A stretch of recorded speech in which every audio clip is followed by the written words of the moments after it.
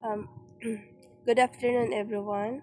I will be presenting today about the Module 5 Fish Processing Facility Design about ceilings and floors.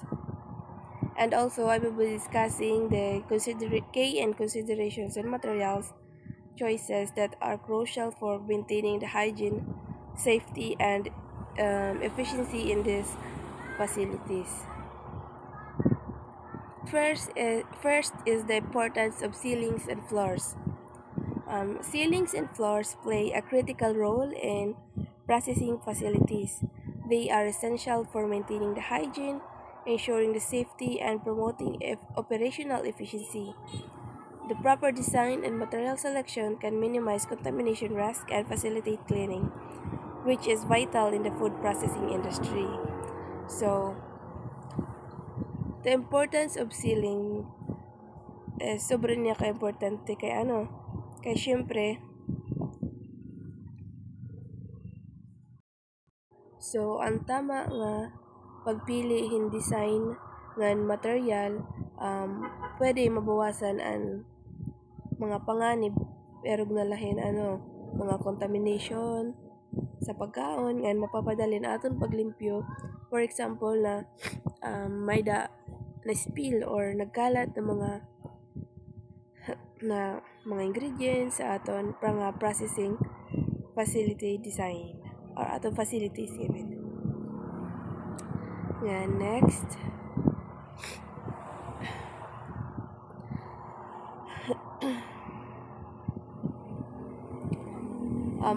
when it comes to ceilings, there are several key features to consider.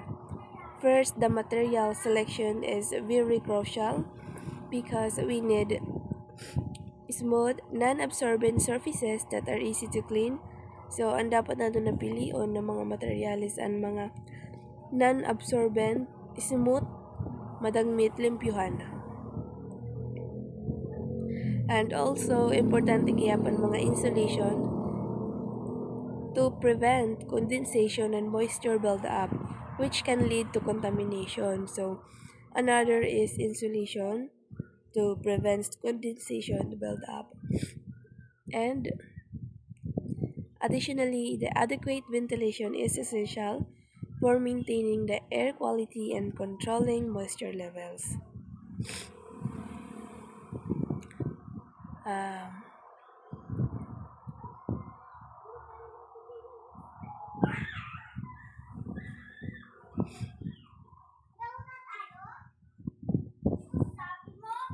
so,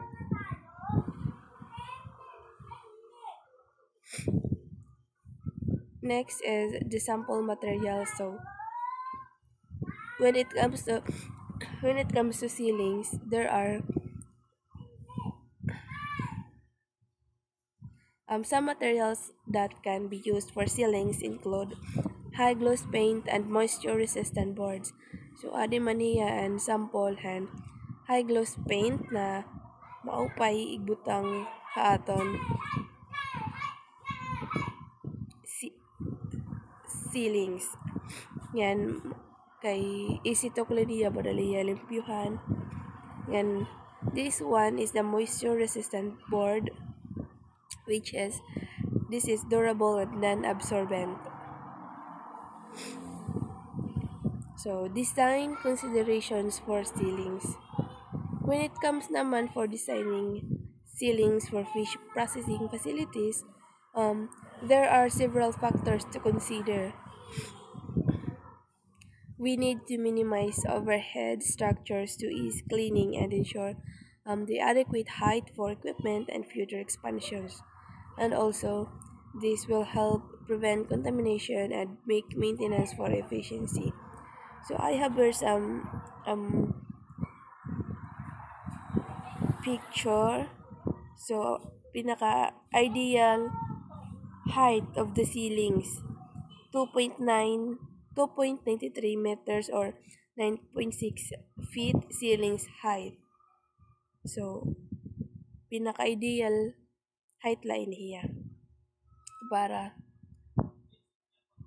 to minimize the overhead structures to ease the cleaning. and also to ensure the adequate height for equipment and future expansions. Next is the floors in fish processing facility. So floors are another critical aspect of fish processing facility design. They need to be durable enough to withstand heavy traffic and harsh conditions. An unslip surface is very essential for safety and wet areas, and also the proper drainage is necessary to prevent the water accumulation. So some sample materials that can be used for floors include uh, this. This include ceramic tiles and resin-based flooring or non-porous and resistant to chemicals.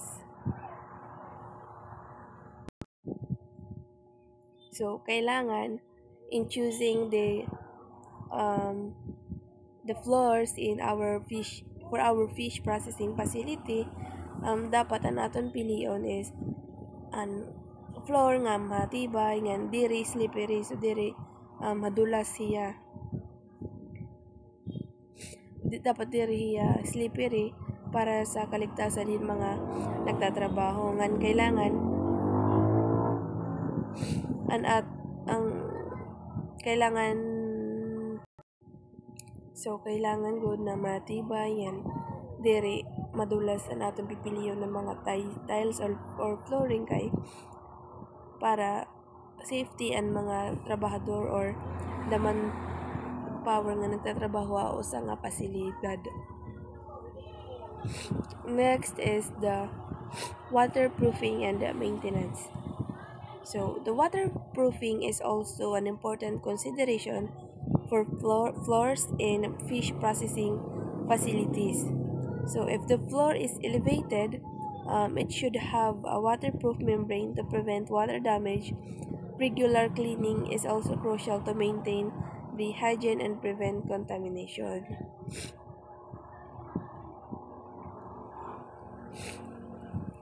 So kung ang aton floor is elevated, so dapat butangan niya waterproof membrane para maiwasan ang pagkalat tubig. Regular na paglimpyo is very important kay para mapanatili ngan maiwasan naton ang contamination sa aton mga facilities. Next is the traffic considerations. When designing floors for fish processing facilities, we need to consider the traffic flow of equipment and personnel. The floor should be able to accommodate this traffic while also providing a safe and clean working environment. Grip surfaces can enhance grip, but they should not hinder the cleaning. So in conclusion, the proper design of ceilings and floors, my typo, is vital for hygiene, safety, and operational efficiency in fish processing facilities.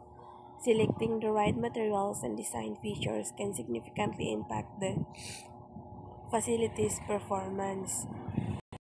So sa pagpilihin aton mga materials to be used in our facilities, dapat diri nato isipon na kung makakatipid kita, diri dapat substandard ang aton gamiton ng mga materialis, kundi isipon naton ang pangmatagalan ngan para sa safetyhin aton mga trabahador nga nagtatrabaho sa nga pasilidad ngan para gihapon maiwasan naton ang mga disgrasya ngan kalimpyuhan o sa nga pasilidad nga amula.